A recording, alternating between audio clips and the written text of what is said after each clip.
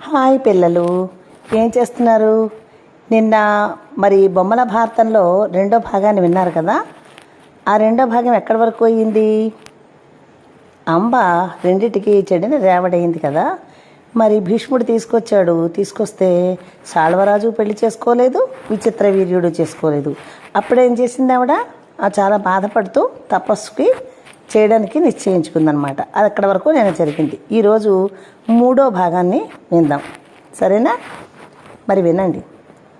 అక్కడ ఋషులందరూ ఆమె వృత్తాంతాన్ని విని ఏమని చెప్పారంటే, భీష్ముడు పరశురామ శిష్యుడు, ఆయన గురువు చెప్తే వింటాడు కాబట్టి నువ్వు వెళ్ళి ఆ భార్గవరాముని శరణి వేడుకో అని సలహా ఇచ్చి పంపారు.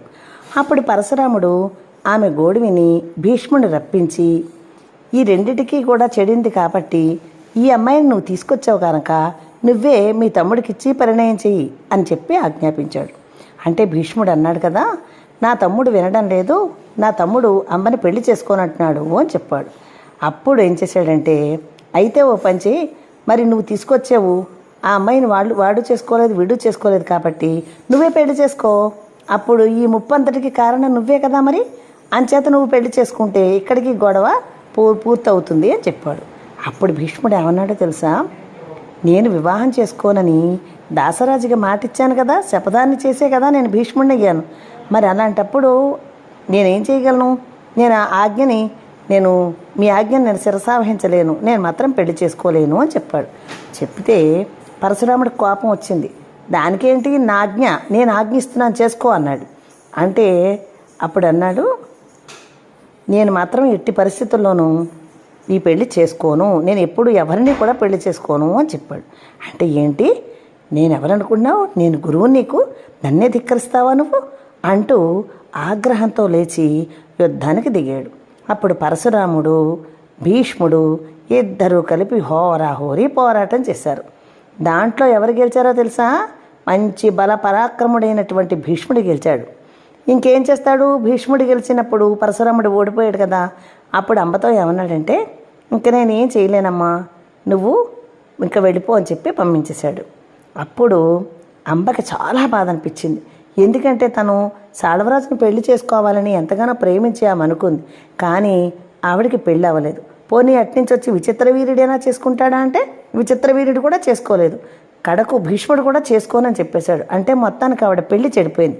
దాంతో ఘోరంగా తపస్సు చేసి భీష్ముడి మీద మంచి పగ పెంచుకుంది. అప్పుడు ఏం చేశాడంటే, అప్పుడేమో శివుడి గురించి తపస్సు చేసింది. అప్పుడు శివుడు ప్రత్యక్షమైతే భీష్ముడు నా చేత చచ్చిపోయేలా చెయ్యాలి అని వరం ప్రసాదించమని అడిగింది.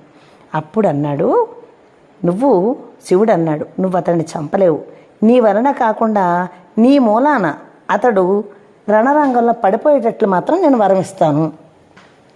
భీష్ముడి తండ్రి అతనికి స్వచ్ఛంద మరణాన్ని ప్రసాదించాడు భీష్ముడికి. ఏమనంటే, నువ్వు ఎప్పుడు చనిపోవాలనుకుంటే అప్పుడే చచ్చిపోగలవు అని చెప్పి వరం ఇచ్చాడు. అందుచేత ఈ జన్మ నువ్వు ఈ లోపుని అతను చనిపోవాలనుకునే టైంకి ఈ జన్మ నీది అయిపోతుంది. అంచేత మరుసటి జన్మలో పాంచాల దేశపు రాజైనటువంటి ద్రుపదుడి యొక్క కూతురుగా నువ్వు పుడతావు.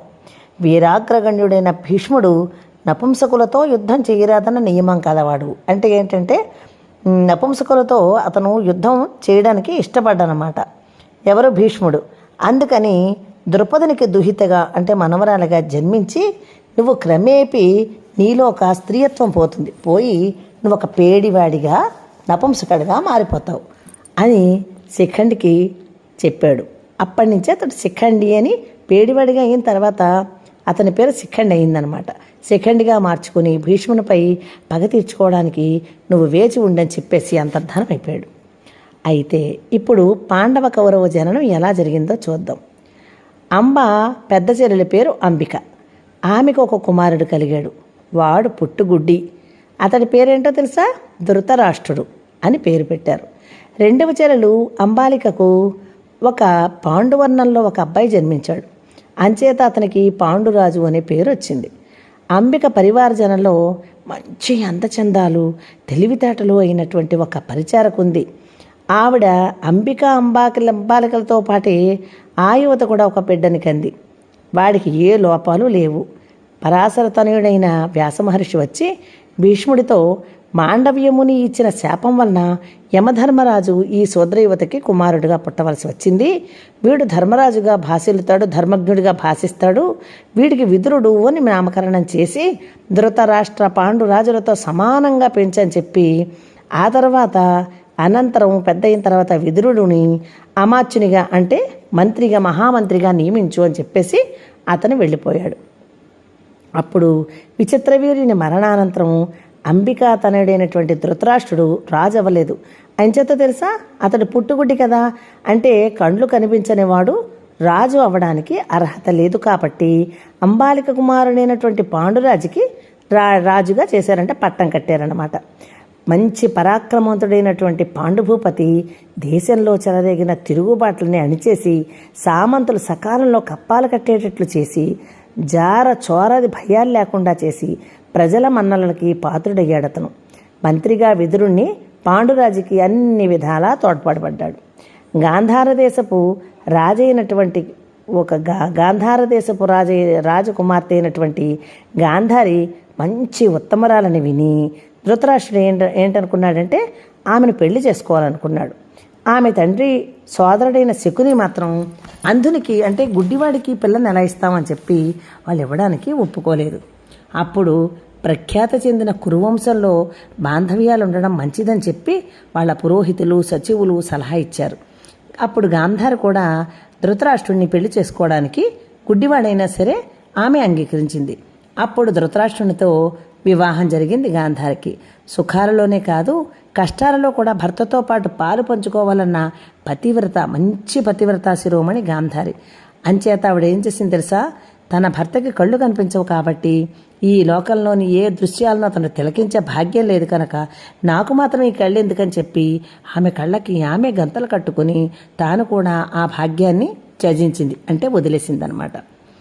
ఇది 3వ భాగం. ఈ భాగాన్ని రేపు మళ్ళీ మీకు 4వ భాగాన్ని కథగా చెప్తాను.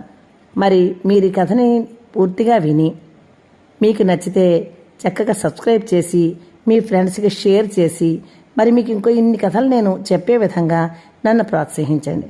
సరేనా? మరి ఉంటాను. టాటా, బై బై పిల్లలు. రేపు మళ్ళీ కలుద్దామే. టాటా.